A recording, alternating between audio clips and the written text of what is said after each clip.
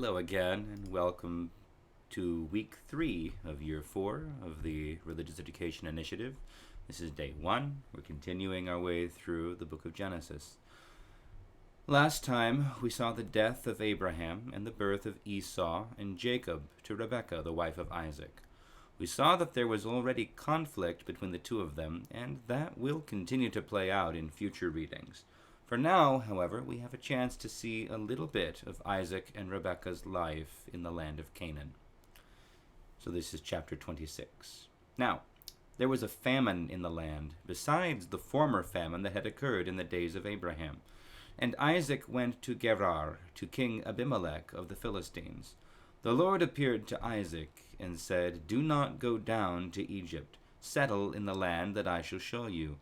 Reside in this land as an alien, and I will be with you, and will bless you, for to you and to your descendants I will give all these lands, and I will fulfill the oath that I swore to your father Abraham. I will make your offspring as numerous as the stars of heaven, and will give to your offspring all these lands, and all the nations of the earth shall gain blessing for themselves through your offspring, because Abraham obeyed my voice and kept my charge, my commandments, my statutes, and my laws." Isaac settled in Gerar. When the men of the place asked him about his wife, he said, "She is my sister," for he was afraid to say "my wife," thinking, "Or else the men of the place might kill me for the sake of Rebekah, because she is attractive in appearance." When Isaac had been there a long time, King Abimelech of the Philistines looked out of a window and saw him flirting with his wife Rebekah. So Abimelech called for Isaac and said, "So she is your wife. Why then did you say, 'She is my sister'?" Isaac said to him, "Because I thought I might die because of her." Abimelech said, "What is this you have done to us? One of the people might easily have lain with your wife, and you would have brought guilt upon us." So Abimelech warned all the people, saying, "Whoever touches this man or his wife shall be put to death." Isaac sowed seed in that land, and in the same year reaped 100-fold. The Lord blessed him, and the man became rich. He prospered more and more until he became very wealthy. He had possessions of flocks and herds and a great household, so that the Philistines envied him. Now the Philistines had stopped up and filled with earth all the wells that his father's servants had dug in the days of his father Abraham. And Abimelech said to Isaac, "Go away from us, for you have become too powerful for us." So Isaac departed from there and camped in the valley of Gerar and settled there. Isaac dug again the wells of water that had been dug in the days of his father Abraham, for the Philistines had stopped them up after the death of Abraham, and he gave them the names that his father had given them. But when Isaac's servants dug in the valley and found there a well of spring water, the herders of Gerar quarreled with Isaac's herders, saying, "The water is ours." So he called the well Esek, because they contended with him. Then they dug another well, and they quarreled over that one also. So he called it Sitnah. He moved from there and dug another well, and they did not quarrel over it. So he called it Rehoboth, saying, "Now the Lord has made room for us, and we shall be fruitful in the land."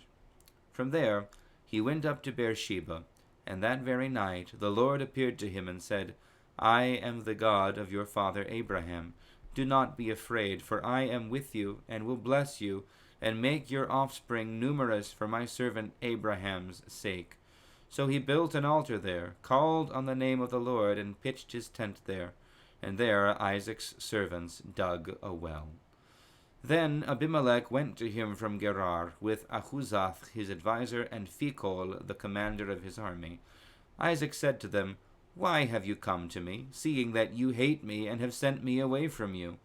They said, "We see plainly that the Lord has been with you. So we say, let there be an oath between you and us, and let us make a covenant with you, so that you will do us no harm, just as we have not touched you, and have done to you nothing but good, and have sent you away in peace.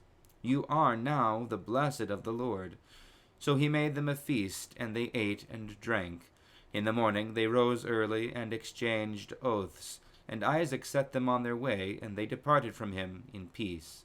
The same day Isaac's servants came and told him about the well that they had dug, and said to him, "We have found water." He called it Shebach. Therefore the name of the city is Beersheba to this day. Okay, so this is a bit of a strange passage. Nothing really important, we could say, happens in this. It's just Isaac being an alien, a stranger in the land, not having any property that is his own, and being anxious about the people in whose midst he lives, who he thinks are going to kill him and take his wife. And he tells the lie about his wife being his sister, and then he digs a bunch of wells. We might think we could easily leave this story out. But there are actually a number of important points that are present here. First, we have not seen Isaac interact with God's call since the moment that Abraham was prepared to sacrifice his son, which we read last year. Now, God provided the ram for the sacrifice instead, and we don't really see much from Isaac. This is Abraham's test.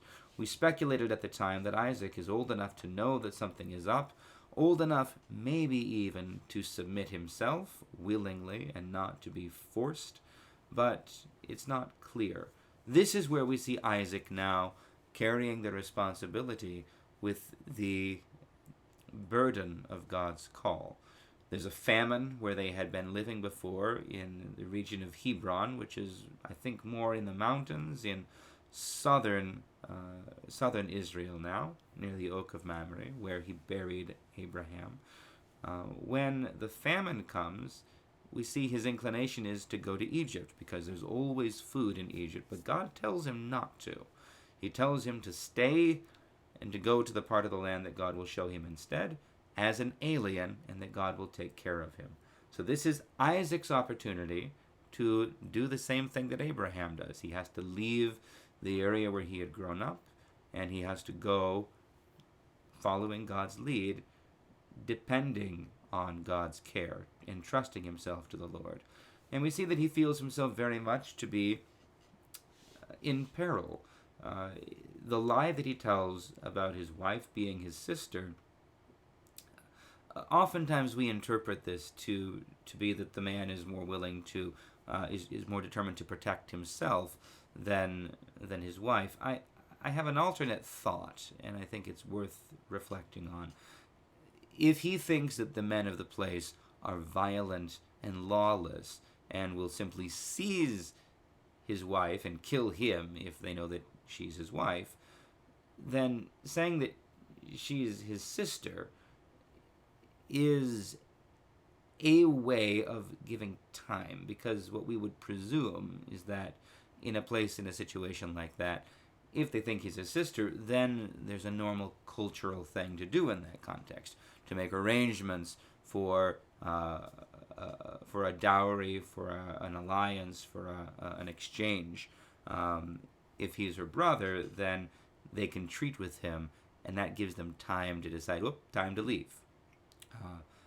It need not necessarily be that he's simply selling out his wife for the sake of his own life.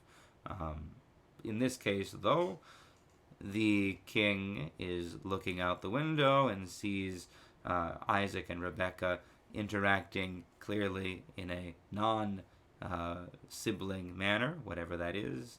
The Greek word is just playing. So we translated it flirting here. Clearly there's something of romance at the very least. And the king recognizes that Isaac is under God's protection and remonstrates with him, in this way. So what we see here then is that these people are not yet as evil as Isaac thinks they might be. They are not as evil as they will become. That brings us to the second point that's worth noting. These are not actually Philistines, or at least every indication is that they're not. The name Abimelech is a Semitic word, and it just means my father is the king. It may be a generic word for a king. It may be the specific name for this people group who are no longer there 400 some years later when the Israelites come out of Egypt and enter the promised land and take up their residence there.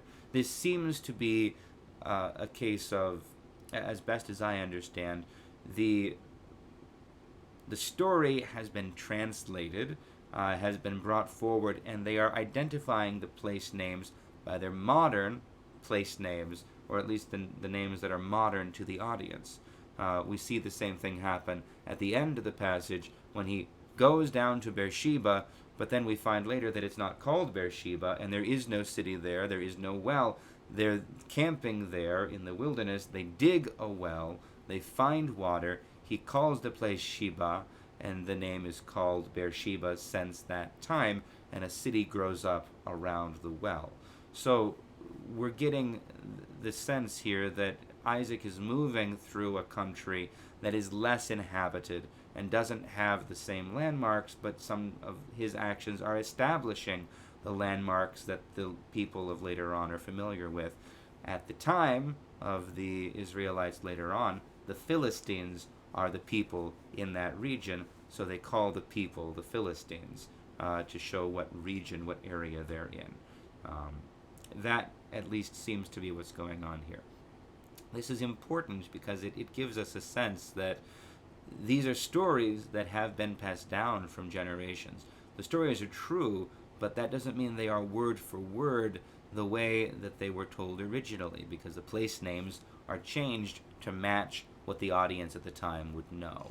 And that's an important piece of information about how we should approach the scripture. It's true, it's inspired, but the idea of the inspiration being word for word at the time of its first composition, and there being no change to that in its transmission to us, is not realistic, is not accurate, is not what we're supposed to understand here. The main point in this passage is that Isaac now has entrusted himself to the Lord, has endured the doubt and the fear and the uncertainty of having no stable city or place in which to have possessions, and yet God is caring for him, God is prospering him. This is, in a short summary, the same story as we see for Abraham. So I think those are the points that I wanted to observe. Yes. So we will leave it there for the present. Oh, no, there is one more thing. We know that this people group over time did turn entirely to corruption, because the account that we get in the early chapters of Deuteronomy, if I don't misremember, makes note of all the peoples that had given themselves over entirely to evil, that God drove out before the descendants of Ishmael, the descendants of Esau, the descendants of Ammon, and the Philistines, the actual Philistines, who came in and drove out whoever had been living in this region before. So that's a worthwhile thing to look for. I believe it's in the second or third chapter of Deuteronomy. You get an accounting of the replacement of peoples that had happened in all of this region around Canaan before the Israelites came out of Egypt. So that's all for today. We'll see you all for day 2, and then we'll continue the story of Isaac and Rebekah and their children next week. God bless you all.